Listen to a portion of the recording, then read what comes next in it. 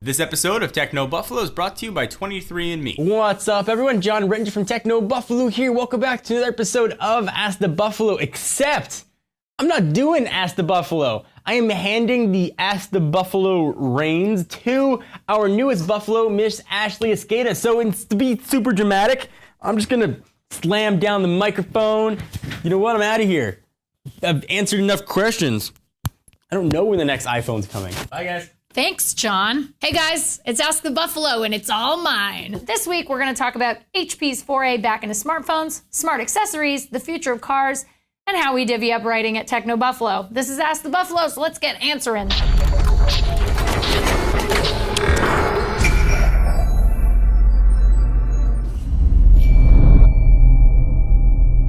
Our first question is from Techno Buffalo commenter Banned from Japan, who asks, hey John, not John, do you think HP will have a chance in the OS wars if they truly are coming back in the game? Well, that is an interesting question because I have a lot of latent rage at HP for killing my beloved WebOS. I loved the Palm Pre. I stood in line when it came out at a Best Buy. I was fourth in line. I think that HP is going to have a very difficult time with a couple of different things. Number one, mindshare. Not a lot of people are saying, gosh, I wish HP would make a phone. They're pretty happy with their HTC Ones, their Galaxy S4s, and their Apple iPhone 5s, and their Nokia Lumias. So I don't know that there's a lot of demand.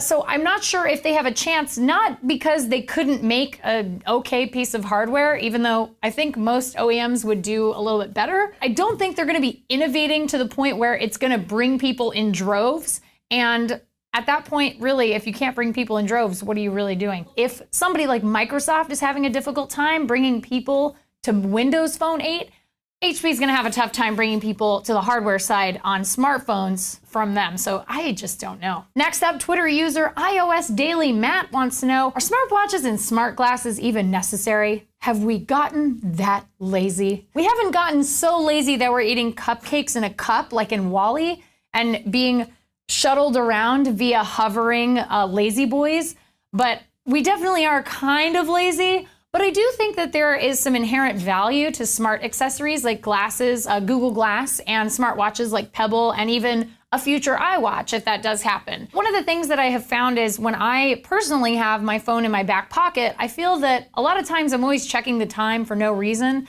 And I don't know, I think it's sort of like a weird compulsion that we have kind of developed after the smartphone craze. Maybe even before then, maybe you checked your candy bar Nokia back in the late 90s. I think that smart accessories are just a natural evolution of what we're using. And I think that in the future, we're gonna have even crazier technology. So potentially smart glasses may turn into smart contacts. We've seen these contact lenses that enable you to have sort of a telescopic eye, which is a little creepy, but kind of amazing in the sense that I am certain we will be killed by robots at some point. So maybe things like this will give us a fighting chance. And things like smart glasses and watches, to me, are the first step towards even cooler human modifications that we're going to be able to make in the future. So I don't know that it's about laziness. I think some people buy them because they are in fact lazy. But generally speaking, I think it's just sort of footsteps going forward. That's how technology works. Kind of awesome. I love it. Twitter user OscarV831 wanted our opinion on this question. What is your opinion with the future of cars? Best of all, which energy source to use considering global warming? Well, I think climate change is something that a lot of people are very concerned about. Obviously, we have so many different vehicle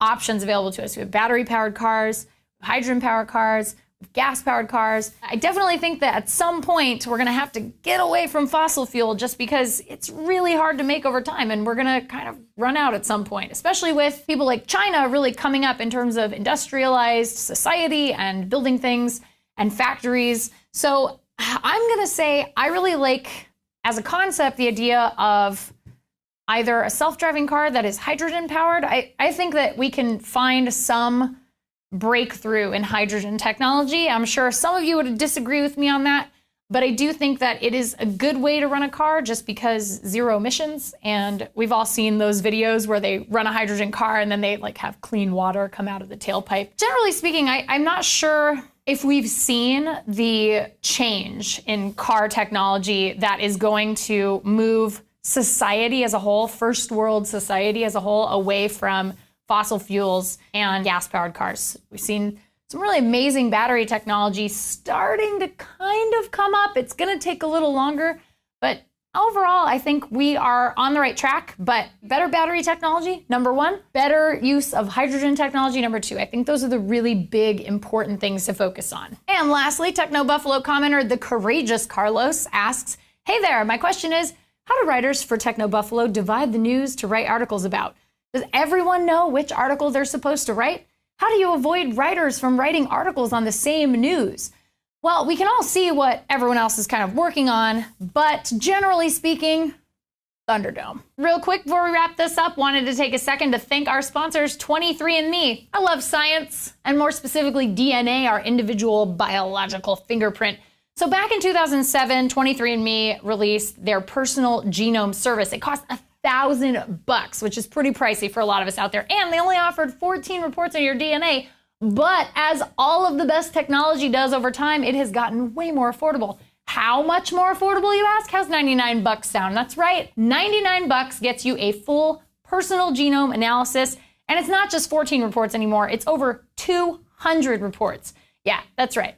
You might find out why you're sensitive to cilantro, or you could discover famous ancestors. Some of the reports cover medical topics like health risks and carrier status for hereditary conditions. All of that for $99 and more. That's cheaper than taking a family of four to a 3D movie on a Saturday night. That's the cool thing about 23andMe. You get to explore your very own DNA from the comfort of your living room. All you have to do is head over to the site, order your DNA kit online, mail 23andMe your saliva sample, and wait for your report. Take advantage of that $99 price today, or just learn more about the service by heading over to www.23andme.com/technobuffalo. That's it for this week's Ask the Buffalo. Thanks so much for watching. Please give the show. I want the show back. No.